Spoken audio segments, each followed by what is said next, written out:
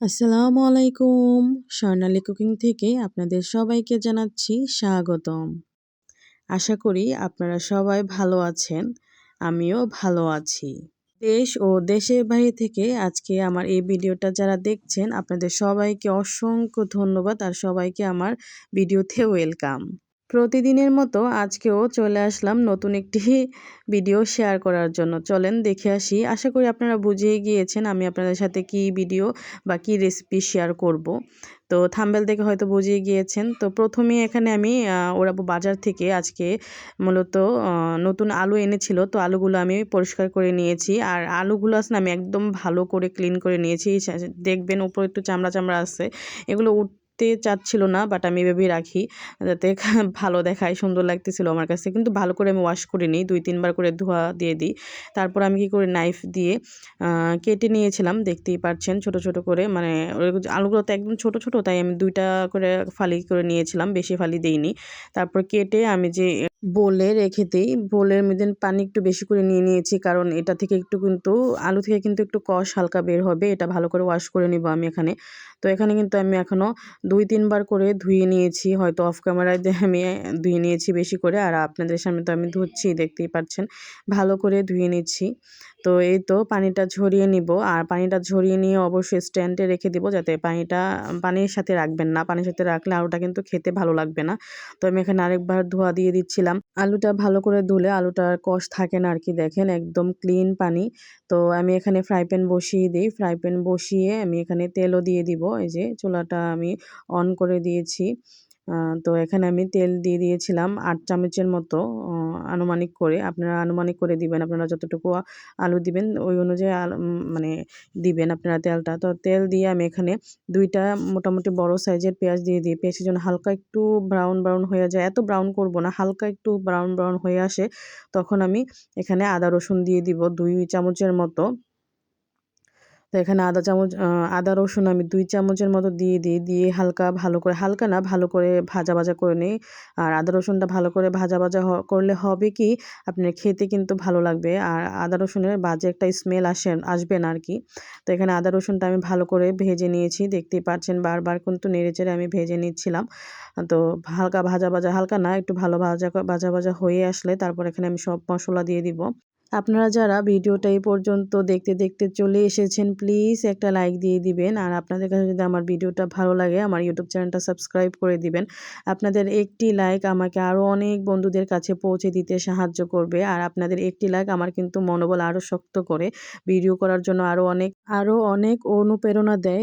এইবার ভিডিওতে চলে আসি। এখানে আমি হলুদ দিয়ে দিয়েছিলাম 1 চামচ, আর আগে তো আমি লবণ 2 চামচের মতো দিয়ে দিয়েছিলাম। আর এখানে যেহেতু আমি কাঁচামরিচ ইউজ করব, তাই এখানে আমি শুধু কালার আনার জন্য 1 চামচের মতো মরিচের গুঁড়া দিয়েছিলাম, জিরা গুঁড়া দিয়েছিলাম 1 চামচের মতো, তারপর ধনিয়া গুঁড়া দিয়েছিলাম বড় চামচ দিয়ে 1 চামচের মতো। তো মশলাগুলো সবগুলো আমি ভালো করে ভেজে নেব, দেখতেই পাচ্ছেন। এই তো অফ ক্যামেরাও আমি ভালো করে ভেজে নেই। তারপর এখানে আমি কাঁচামরিচ দিই, আমার কিন্তু ঝাল অনেক পছন্দ, তাই আমি একটু বেশি করেই দিই। আর যেহেতু বাচ্চারাও খেতে পারে, এখনও খাবে নাকি জানি না, বাট খাবে। যদি খায় 1-2টা, তার জন্য ওরকম ঝাল দিতে পারছি না, বাট আমার যদি ঝাল প্রয়োজন হয় আমি ওরকম কাঁচা মরিচ খেয়ে নেব, চিন্তা ভাবনা করতেছিলাম। তো এখানে দেখতে পাচ্ছেন আমি কিন্তু সুন্দর করে মশলাটা কষিয়ে মরিচগুলো দিয়ে আমি হালকা একটু ভাজা ভাজা করে তারপর এখানে মোটামুটি আধা কাপের মতো পানি দিয়ে দিই।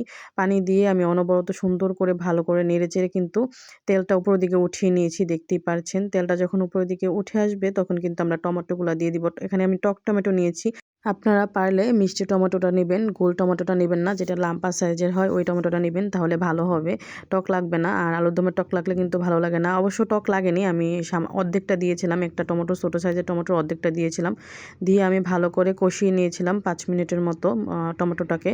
তো কষানো শেষ হওয়ার পর আমি আলুগুলো দিয়ে যে আলুগুলো স্ট্যান্ডে রেখে দিয়েছিলাম পানি ঝরানোর জন্য, এগুলো দিয়ে আমি ভালো করে কিন্তু মশলাটা আলুর সাথে লাগিয়ে নিই। তারপর ঢাকনা দিয়ে রেখে দিই মোটামুটি 5 মিনিটের মতো। 5 মিনিট পর আবারও আমি চলে আসলাম, আবারও এসে ভালো করে নেড়েচেড়ে দিই। আর নতুন আলু কিন্তু সিদ্ধ হতে বেশি সময় লাগে না, আমরা সবাই জানি।